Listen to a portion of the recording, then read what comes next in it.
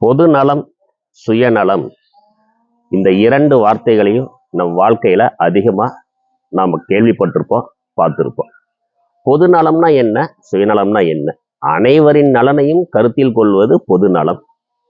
அதை பற்றியெல்லாம் கருத்தில் கொள்ளாமல் நான் மட்டுமே முக்கியம் என்று நினைப்பது சுயநலம். சுயநலம் இல்லாத ஒரு வாழ்க்கை அனைவரின் நலனையும் கருத்தில் கொள்ள வேண்டியது மிகவும் முக்கியம் என்பது வலியுறுத்தி சொல்லப்பட வேண்டிய ஒன்று. குறிப்பாக இப்போது உள்ள மாணவ செல்வங்களுக்கு சொல்லப்பட வேண்டிய ஒன்று. இதை ஒரு சின்ன கதை மூலமா ரொம்ப அழகா சொல்லலாம். ஒரு விவசாயி ஒரு கிராமத்துல பசுமாடு, குதிரை, நாய், அவர் ஒரு விலங்குகள் ஆர்வலர். கொஞ்சம் இடம் இதை வச்சுட்டு அவர் வாழ்ந்துட்டு வர்றாரு. மிக எளிமையான ஒரு விவசாயி, ரொம்ப அன்பானவர், எல்லாத்தோடையும் நல்லா பழகக்கூடியவர், அனைவருக்கும் நிறைய உதவிகளை செய்யக்கூடியவர். இப்படிப்பட்ட சூழ்நிலையில ஒரு நாள் அவர் நோய்வாய்ப்பட்டு இறந்து போயிடுறாரு.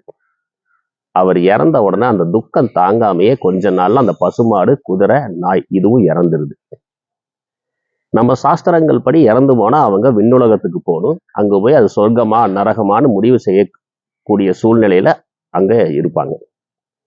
இப்படிப்பட்ட ஒரு சூழ்நிலையில அவங்க விண்ணுலகத்துக்கு போறாங்க. சொர்க்கம் கிடைப்பதா நரகம் கிடைப்பதா என்பது தெரியாத ஒரு சூழ்நிலையில அவங்க நடந்து போயிட்டே இருக்கிறாங்க. விவசாயியும் போறாரு, அவர் கூட அந்த குதிரையும் போகுது, பசுமாடும் போகுது, நாயும் போகுது. ரொம்ப தூரம் நடந்து போயிட்டே இருக்கிறாங்க. ரொம்ப தூரம் நடக்கிறாங்க, ரொம்ப டயர்ட் ஆயிடுறாங்க. எதுவுமே அவங்களுக்கு தென்படலை. தொடர்ந்து நடந்துகிட்டே இருக்கிறாங்க. ரொம்ப பசி ஆயிருது. ஒரு மயக்க நிலைக்கு வந்துடுறாங்க. கொஞ்ச தூரம் போனோம்னா அந்த இடத்துல ஒரு சோலைவனம் மாதிரி தெரியுது. அங்க போய் இது என்ன அப்படின்னு கேட்குறாங்க. அவர் சொல்றாரு, இதுக்கு பேரு சொர்க்கம் அப்படிங்கிறார். ஓ, இதுதான் சொர்க்கமா? ஆமா, இதுதான் சொர்க்கம். இங்க உள்ள என்ன இருக்குது? உள்ள உங்களுக்கு தேவையான உணவு இருக்குது, அறுசுவை உணவு இருக்குது, பழங்கள் இருக்குது, இனிப்புகள் இருக்குது, நீங்க தாராளமா சாப்பிடலாம். அதனாலதான் இதுக்கு பேரு சொர்க்கம் அப்படின்னு சொல்றாரு. உடனே அவர் உள்ள போறாரு. பசுமாடு, குதிரை, நாய் இதையும் கூட்டிட்டு உள்ள போறாரு. உடனே அங்க காவலுக்கு இருக்கிறவரு தடுத்து நிறுத்தி, நீங்க மட்டும்தான் இங்க சாப்பிட முடியும். நீங்க கூட்டிட்டு வந்த பசுமாடோ, குதிரையோ, நாயோ யாரும் சாப்பிட முடியாது. நீங்க திருப்தியா சாப்பிட்டுட்டு போங்க. நீங்க உங்க வேலையை மட்டும் பாருங்க. ஏன் அவங்க நலவை நீங்க கருத்தில் கொள்றீங்க அப்படின்னு அவர் சொல்றாரு.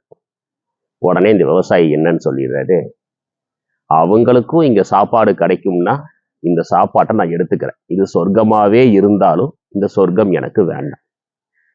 அவங்களுக்கு இல்லாம எனக்கு மட்டும்தான் சாப்பாடுன்னா அந்த சாப்பாடும் வேண்டாம், அப்படிப்பட்ட சொர்க்கமும் எனக்கு வேண்டாம். நான் வேற பக்கம் போறேன் அப்படின்னு அவர் வேற பக்கம் போறாரு. திரும்ப ரொம்ப டயர்ட் ஆயிடுறாரு. இதே மாதிரி இன்னொரு இடம் வருது. அங்க போய் அவங்க இது என்னன்னு கேட்குறாங்க.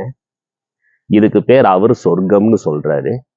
சரி, அவர்கிட்ட வந்து பேசிக்கலாம். இங்க நாங்க சாப்பிட முடியுமா அப்படிங்கிறாங்க. சாப்பிடலாம், நீயும் சாப்பிடலாம், குதிரைகளும் சாப்பிடலாம், பசுமாடு, நாய் நீங்க எல்லாருமே சாப்பிடலாம் அப்படிங்கிறாங்க. இவங்க எல்லாரும் போறாங்க, சாப்பிட்றாங்க, ஓய்வெடுக்கிறாங்க. அந்த விவசாயி அந்த காவலுக்கு நிக்கிறவட்ட வந்து, இதுக்கு பேரு சொர்க்கம்னு சொன்னீங்க, இங்க நீங்க எல்லாத்தையும் சாப்பிட்றதுக்கு அனுமதிக்கிறீங்க. இதுக்கு முன்னாடி ஒரு இடம் இருந்துச்சு, அதையும் அவர் சொர்க்கம்னு சொன்னாரு.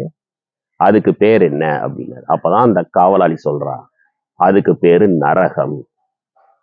உன்னை சொர்க்கத்தில் அனுமதிப்பதா நரகத்தில் அனுமதிப்பதா அப்படிங்கிறத இறுதி கட்டமா உங்ககிட்ட பொதுநலம் இருக்குதா சுயநலம் இருக்குதா அப்படிங்கிறத வச்சுதான் நாங்க பார்ப்போம். நீ ஒருவேளை பொதுநலம் இல்லாம சுயநலமா நான் மட்டும்தான் சாப்பிடுவேன்னு சொல்லியிருந்தா நீ ஒரு சுயநலவாதி அப்படின்னு முடிவு பண்ணி உடனே உன்னைய நரகத்துல போட்டிருப்பாங்க. நீ அது வேண்டாம், என் கூட வந்தவங்களுக்கும் சாப்பாடு கிடைக்கணும், எனக்கு என்னென்னவெல்லாம் கிடைக்குதோ அதெல்லாம் என் கூட வந்தவங்களுக்கு கிடைக்கணும்னு பொதுநலமா நீ யோசிச்சதுனால உன்னையே இந்த சொர்க்கத்துக்கு கூட்டிட்டு வந்திருக்கிறாங்க அப்படின்னு சொல்றாங்க. இந்த கதையின் மூலமாக நாம் தெரிந்து கொண்டது என்ன? பொதுநலம் என்பது நம்மையும் வாழ வைக்கும், நம்மை சார்ந்தவர்களையும் வாழ வைக்கும். ஆனால் சுயநலம் என்பது யாரையுமே வாழ வைக்காது என்பதே உண்மை. ஆகவே பொதுநலமாக இருப்போம்.